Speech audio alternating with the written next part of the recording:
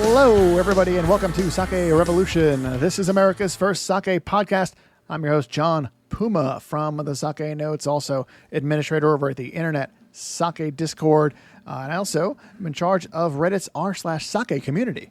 And I'm your host, Timothy Sullivan. I'm a sake samurai, I'm a sake educator, as well as the founder of the Urban Sake website. And every week, John and I will be here tasting and chatting about all things sake, and doing our best to make it fun and easy to understand. Welcome back, Tim, to another week, another show. Good to see you, John. Likewise. Now, everything that has a beginning must have an end. And no, we're not, you guys, calm down. We're not ending the show. But this is the finale of our series. Wait a minute. We're actually ending a series? We're ending a series. This is amazing. This is the finale of our series of episodes that we recorded at the American Craft Sake Festival in Charlottesville, Virginia. You know, we had so many interviews from the American Craft Sake Festival. I thought we were going to finish the prefecture series before we finished this series. Yeah, it's a lot. But I think that like the vibe of being there comes through a little bit. And it was a great opportunity for us to get people we normally wouldn't be able to have on the show and do it in person. That's true.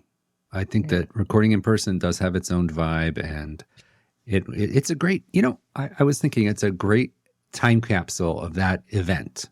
Yes. And who knows, 5, 10, 20 years, people will want to look back on that and say what was going on in American sake at that time. And so I think it's good that we recorded all those sessions, and I'm especially excited about today's interview that we did.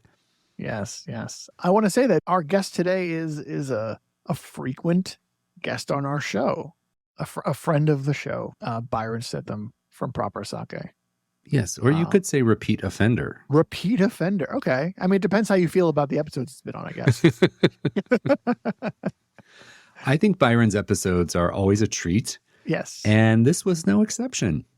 Yeah. In fact, if I'm not mistaken, Byron's first episode that he was ever on was in person also.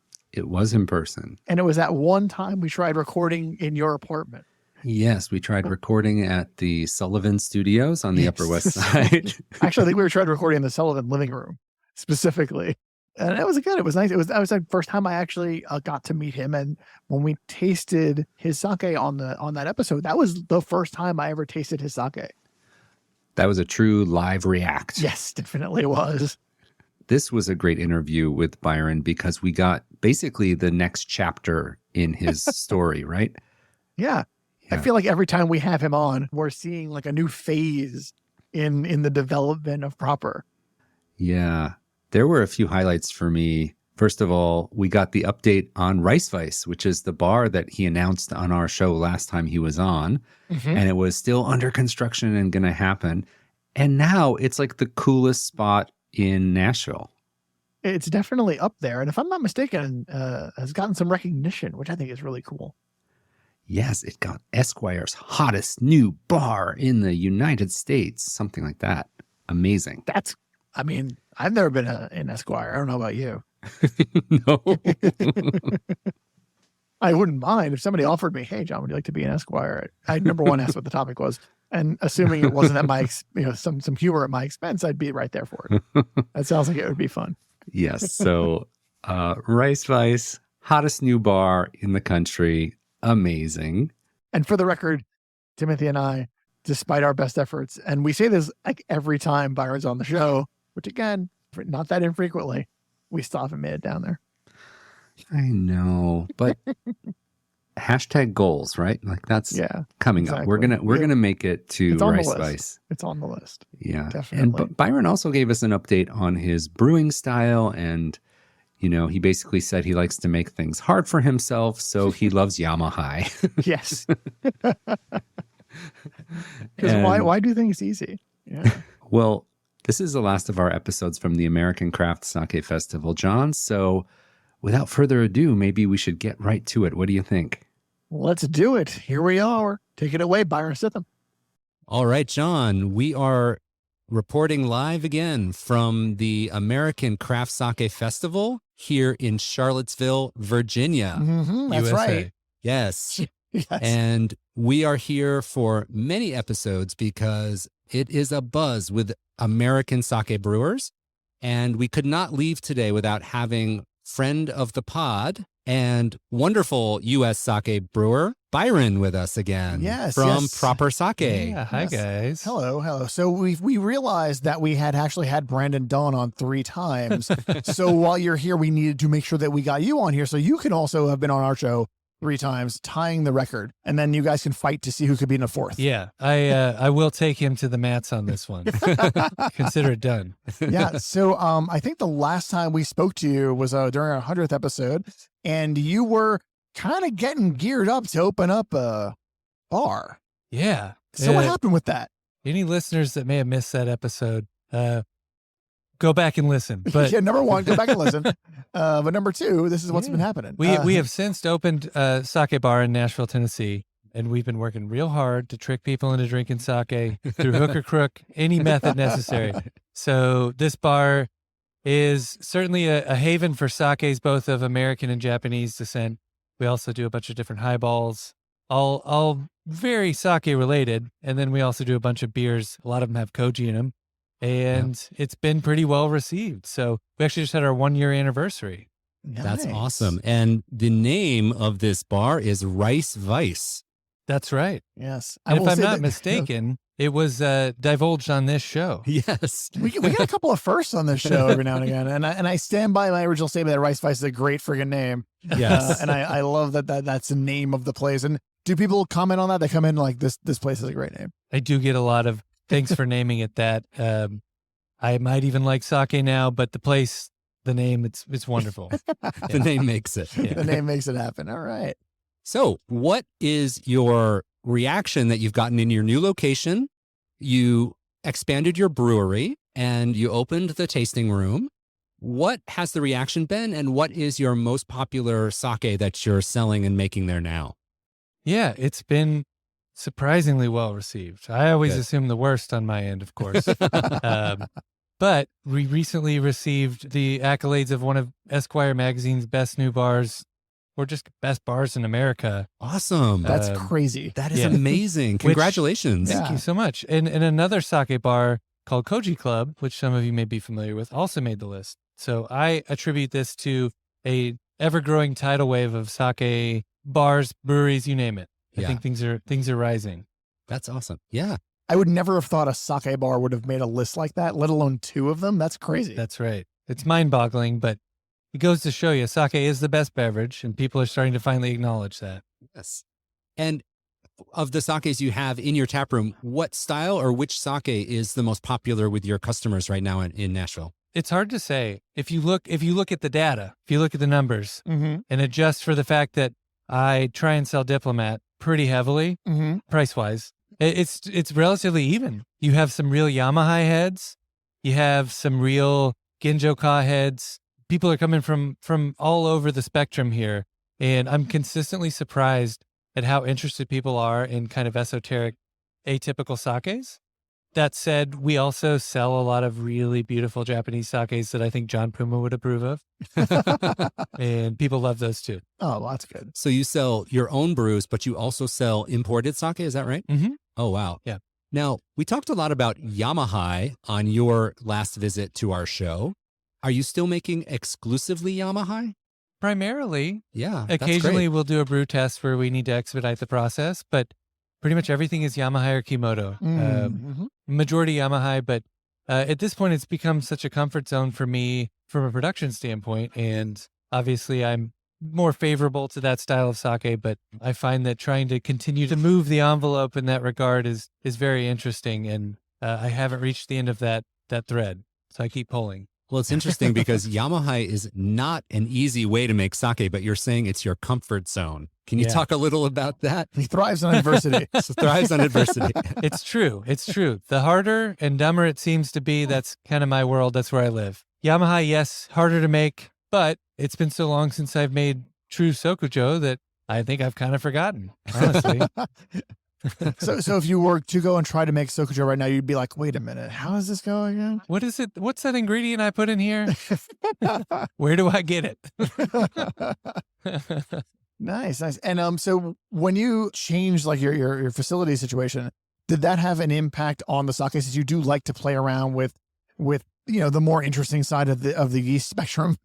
Yeah, it did, and fortunately in a good way. That certainly was a concern. The new facility is climate controlled, and we keep very, very cold. So as much as we can mimic a Japanese winter, we can, and that's helped things in a very positive way. So it has really allowed me to bring that Yamahai style back into the Ginjo spectrum, and cold press, cold ferment. Nothing in the process really goes over 10C typically. Oh, wow. It's very cold. So today we are meeting you, as we mentioned at the open, we're meeting you live here at the American Craft Sake Festival here in Charlottesville, Virginia. And I think congratulations are in order because you've actually just stepped off the stage after winning an accolade. Can you tell us about what you won? Well, it still blows my mind for 2 years in a row that the audience has chosen as their silver medal favorite a Yamahai sake as the audience choice. So That's again, awesome. Second place, like we're still the bridesmaid, but the fact that we're even on the stage is incredible. A second year in a row, though. Like you Second said. year in a row. That's good. Consistency is important. That's right. That's just awesome. How do you feel about that? I'm so humbled and honored for one that we can do anything that people like, regardless of what it is. But the fact that people are drinking Yamahai sake and considering it to be as good as all these other beautiful beverages that are here today blows my mind. Yeah, I think we've talked in the past about how like very few domestic breweries are making Yamahai sake, and even fewer, I don't even know if there are any others that are exclusively going with Yamahai and Kimoto. So, that kind of puts you in a class by yourself. It's a how does it feel to be like, well, I'm the one doing this? It's an island. It's a lonely island, and it doesn't make any sense, but here we are. So you live on Yamahai Island. That's right. We got this thing that nobody already understands, and you're just like, well, what if we made it even harder to understand? Let's do that. So being here among all your fellow U.S. sake brewers, how has that experience been for you? Could you talk to us a little bit about the community and what that means to you? Is it important? What's changed? It's always such a beautiful family reunion. We don't get to see these people every day. And although I communicate with many of them weekly, if not more, being in person with them to share our wares and talk about the nonsense we've been dealing with lately, it's really, really beautiful. And there's so many wonderful people here. We're obviously a very specific breed of human. So there are very few people that understand just how dumb what we do is and how much comfort we actually need. And these are all the people that have that comfort to add. So in addition to, so this is like kind of a 2-level event then, because you've got all the consumers that come in, they want to taste all of this North American sake from all over the country, but also for the brewers, it is a chance to kind of powwow a little bit. Yeah. That's great. Yeah. There's absolutely that component too, where we are trying to figure out and refine what it is we're offering, what we're doing, how we can continue to grow the industry as a whole. And certainly being a part of the association is a huge portion of that as well. Yeah, and you're referring to the Sake Brewers Association of North America. Yes, that's an important, thank you. That's a good highlight. Yeah. And Not just any association. Not just any association, And this one. they're one of the sponsors and organizers of this event. Exactly. Yeah. And you've been coming since the beginning, is that right? Yeah. Yeah. How has it changed over the years that this craft sake festival's been happening? Honestly, it continues to grow in pretty astounding ways. This year actually felt like a real festival.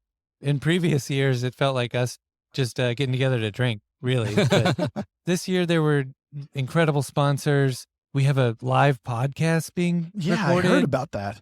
Oh my goodness. Yeah. I don't know if you guys have heard about this. This is incredible. Once or twice. And like real vendors, all sorts of content and entertainment, and some real camaraderie that has excelled past years beyond. That's awesome. And the reactions we heard from people today are an indication this is just going to continue to get bigger. Yeah. That's and I think that's everybody's goal. It's in everybody's best interest. It was really a hell of a lot of fun to see everybody just kind of getting out there and tasting each other's sakes, comparing notes, and as a third party getting to taste sakes I have not been able to have or I haven't had in years. I haven't had your sake in a very long time, sir. Yeah. Yeah.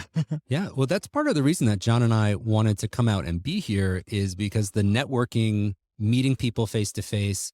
It's fine to talk to someone on Zoom, but when you can meet them face to face, taste their sake, get a pour from a particular person that put their heart and soul into that sake, it's really, really special to meet in person. And I think in the post-COVID world, that's becoming more and more appreciated. Truly. So that's why we wanted to put in the effort to be here in person, right, John? Yeah, absolutely. And it's, we don't get out much, Tim. And so we record our podcast on Zoom every day and we live in the same city. Yes. So for us to like get everything, grab all the gear, come down, get on a flight, come down to Charlottesville and sit down here at this table and have people on, it's a lot. But it's been great. It's been so fantastic to see everybody, to kind of just, be able to just like chit chat. When you're talking online is a little bit different. As we pointed out earlier, it's not the same as being able to. It's worse in every way. As being able to, and also you can have drinks together, which is great. That's right. Yeah. Now, Byron, I want to ask you about another change that's happened in your sake life, and that is you've done a rebranding of your bottles and your logo. Mm-hmm. Can you tell us a little bit about that journey? Like what went into rebranding? Because we'll put the photos of your bottles in our show notes. We want everyone to go to sakerevolution.com and check out the bottles of Byron's sake, but they're very eye-catching and very different. So tell us a little bit about your journey to rebrand your sake. Yeah, so we've been working with a designer who lives in Japan, Mm-hmm. and that in its own right is a total challenge, which, as you may have learned by now, we do things only the most difficult way possible. Yes. It's turned out really well. We really love him, and the amount of time that went into this is substantial, and every step of the process has been rewarding, but we really put a lot of thought into it. That said, we finally finished the labels a few weeks ago and got them printed. As you will see if you go to the show notes, please. We kind of narrowed on a concept that we've decided is more of like a 70s romance novel. If you were trying to describe it effectively, I think that kind of narrows it down. But yeah, I can't unsee it now. Thank you. So you have one very popular sake in your portfolio called the Diplomat, which is Yamahai, as is your signature style. And this has like a hotel lobby, 1970s. Correct. Kind of Baroque hotel lobby. A lot of chandeliers going on here. Believe it or not, this hotel was called the Diplomat. Oh, there we go. Well, there it is. Yeah. And it's from Washington, D.C. in the 70s. This hotel no longer exists, but it felt very appropriate for what we were doing. And That's awesome. as we call back on previous times of sake production, we also call back on some previous existing hotels, apparently. Yeah. Evidently, yes. And I think I saw a cat on your other label. Tell us about right. that. Well, we happen to love cats around our neck of the woods, but specifically, I thought the double entendre of soft power and angry kittens was very on point. It may be a little on the nose, but couldn't help it. Nice. I love it. And so on here, we've got the Diplomat is a masterclass in rice-based diplomacy and fermentation tradecraft. And I love this quote so much. That quote may have been written after several glasses of sake. As most good quotes are. That's right. That's right. No AI generation involved at all. Well, John, I think you and I should pay a visit to Yamahai Island. Yamahai Island. It's lonely out here. Oh Please. no! Oh no! Oh, we gotta get over there. So if I'm not mistaken, and please refresh my memory if I am, we did feature the Diplomat on your previous visit to the show. Yep. But obviously, it was number one. It was produced in the previous facility. Correct. And number two, that was a long time ago. That was a long time ago. It feels like a long time ago at least. And last time it was only a once Silver Award winning, and now it's twice Silver Award winning. Double Silver Award Oh my winning. goodness! We also, in that time frame, I can't remember if this had happened before or not, but we won Best in Show and Double Gold at the New York Wine and Spirits competition with this sake. So Nice. Oh, wow. apparently it is relatively well received, which still blows my mind. But again, Yamahai Island is lonely. Everybody's welcome. Nice. Despite right. your best efforts, this is well received. I love that. And this is great. So So- yeah, we're pouring that in the glass right now. The Diplomat. The Diplomat. Mm-hmm. With this brand new label that shows the hotel, The Diplomat.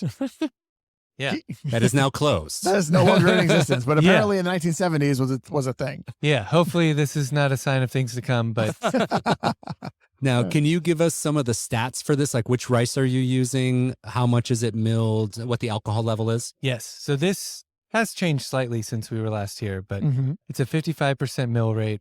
Still Isbell Farms, but we're using Titan rice on this one. Oh. This is a Nama. It is a +2 SMV. It is also a number 7 yeast, and it is, of course, a Yamahai. Of course. Yeah. All right, Tim. Awesome. Let's get some nose. As we do, let's give it a smell. There's quite a bit of fruitiness on the nose. Yeah. But I get a lot of Yamahai personally. There's a lot of Yamahai. You're both right. Yes. I feel like the type of fruit that I get too is very overripe tropical fruit in a Yeah. way that kind of blends in with the Yamahai. I can see that. Yeah. Now, when you say, John, you smell Yamahai, what do you mean? There's that earthiness that we associate often with Yamahai. As a first, I bring it up to my nose, and immediately I'm like, yes, this is definitely that rich, earthy Yamahai. It's an identifier for me. No, you were supposed to say Yamahai. You know it when you smell it. Oh, that is also true. I thought I was being challenged to articulate that thought, but I do know it when I smell it. Yes, Yeah. and I do, and this is Yamahai. Yeah. So there is that backbone of earthiness, Yeah. and I get fruit layered on top of that. And I like that you said overripe fruit, because it has a little bit of that depth to it. There's not that brightness of like fresh tropical fruit. Yeah. It's a little bit more matured Yeah. smelling, right? Yeah, Yeah. exactly. I think a lot about like overripe mango and papaya and some things that they're not necessarily what you think of when you're thinking of fruit, but Right. Right. Exactly. I think also too, this sake has been coming up to relative room temperature all day. So this is the most honest portrayal of it at this time. So I typically find that the colder it gets, the sharper the nose gets as well with this one. I see. Yeah. Yeah. And what temperatures do you recommend pouring this at? So I got a bottle of this at home. What's the optimum way to have this? The brewer intent. I love a very cold sake sometimes. And maybe that's because I think this one showcases in a more elegant way at a cold temperature. That said, if you like more flavor forward sakes, let it keep going. Let the temperature come up, put some heat on it if you want to, but Yeah. So let's have a sip. I was just going to say, if I'm not mistaken, we've just been smelling this whole time. Yes, I know. Let's Well, taste. I got sidetracked. and It's that's been a- not what Yamahai's about. It's been a long day, everybody. Okay. Mm-hmm. It is that remember that comment about the Yamahai. This is, to me, it's a very, as we've said in the past on the show, pretty Yamahai, but it is that it has that textbook flavor there. It is that profile is right where you expect it to be. Yeah. And, for Yamahai lovers, this is going to be a fantastic sake to sip on, I think. And it has complexity. Yes. It has depth of flavor. And I think that's something that appeals to all those voters that gave you the silver medal. Is that complexity is big with the voters, huh? Yes. Okay. It is rewarding to know that there's a population out there that thinks that interesting, complex beverages are okay. So Interesting complex I might beverages keep are doing it. great. And it seems like a very I'm sure we said this last time, a very food friendly style of sake as well. I think so. And having a background in the culinary world, that's always been first and foremost for us.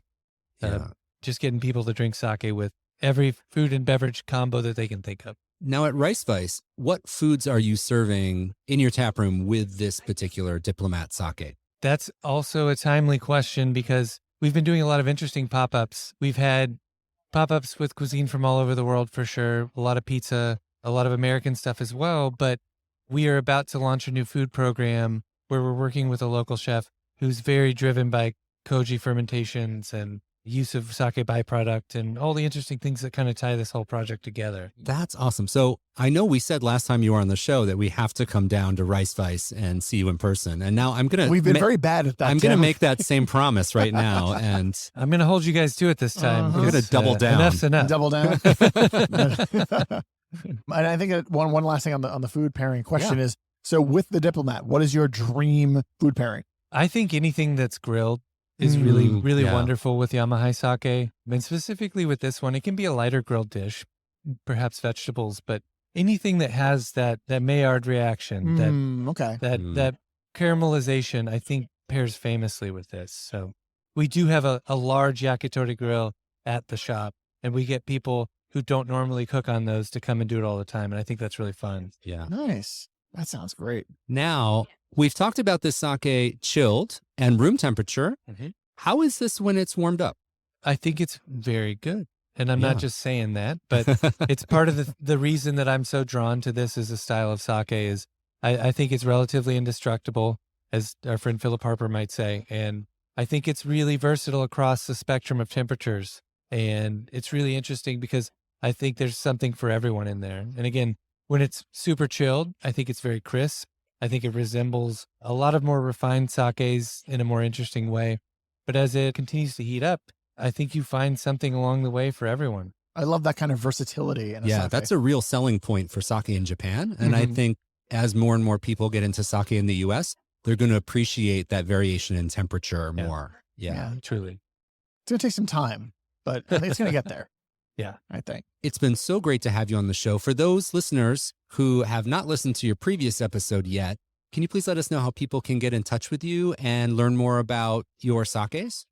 Yeah, so I manage the Instagram, and if you find us on there, that goes directly to me. Otherwise, it's Byron at propersake.co. We have, since the last podcast, launched our direct-to-consumer platform, so people can go to our website and order directly to 45 states. Oh, that's great. Yeah, I think we have 4 different sakes on offer right now. Well, thank you so much for joining us. It was great to have you back as a repeat guest, as a repeat master brewer, and it's just so lovely to talk with you about sake again. Likewise. The pleasure's all on this side of the table, and keep doing what you're doing. We really appreciate you guys. No, thank you so much. Thank you Byron. so much. Thanks for being here. All right, and here we are. We're back, Tim. I thought it was fun. I had a good time.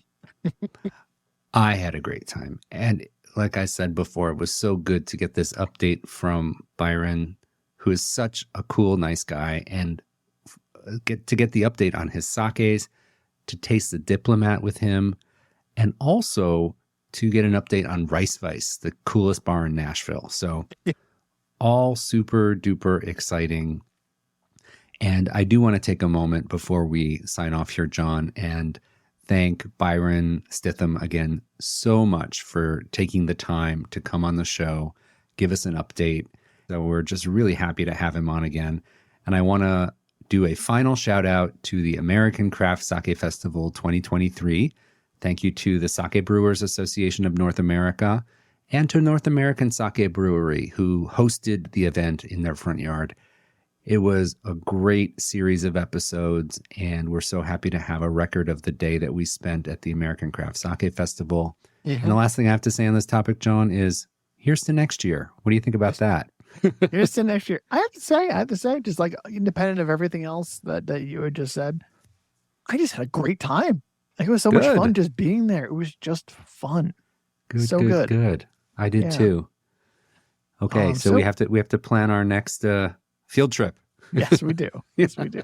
And try to figure out how we're going to stop in Nashville while we're in the neighborhood, I guess.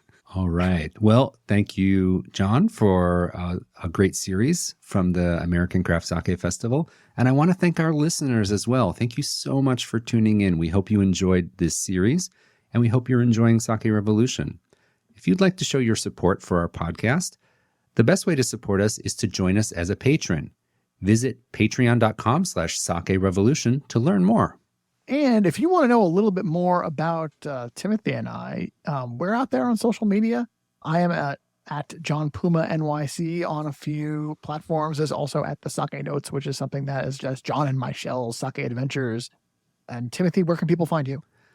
I'm at Urban Sake pretty much everywhere. Yeah. And the main website to reach me is urbansake.com. You got in early with that one. Urbansake.com. It's a good URL. It's a good site. I'm glad you think so. If it's JP approved, I'm happy. That's the little nerd in me is like, ooh, that's a good URL. Right. Well, anyway, on that note, please grab a glass. Sounds like we could use one. Yep. Remember to keep drinking sake and Kanpai.